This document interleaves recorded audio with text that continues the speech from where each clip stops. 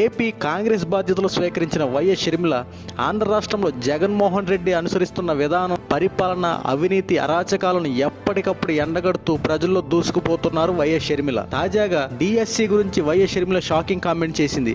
ఇది డిఎస్సియా లేక దగా డిఎస్సియా? జగన్మోహన్ రెడ్డి అధికారంలోకి రాకముందు 26,000 ఉద్యోగుల భర్తీకి నేను హామీ ఇస్తున్నా అని చెప్పిన నువ్వు అధికారంలోకి వచ్చిన తర్వాత చివరి 2 నెలల ఎలక్షన్లు ఉండగా కేవలం 6,000 ఉద్యోగాలు ఇచ్చావు. ఇదేనా నువ్వు చేసే మోసాలు? దీనిపై ఎవరైనా నోరెత్తి జర్నలిస్టులు మాట్లాడితే వాళ్ళపై దమనకాండ విధిస్తా ఉన్నావు. ఇప్పుడు నేను వీటి గురించి మాట్లాడుతున్నానని చెప్పి నన్ను హౌస్ అరెస్టులు చేపిస్తా ఉన్నావు. ఇది భారతదేశమా లేకపోతే ఆఫ్ఘనిస్తానా?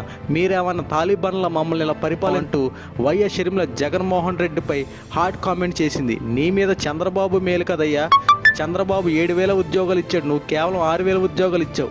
ఇది నీ అధికారం అంటూ వైఎస్ షర్మిల జగన్మోహన్ రెడ్డిపై షాకింగ్ కామెంట్ చేసింది.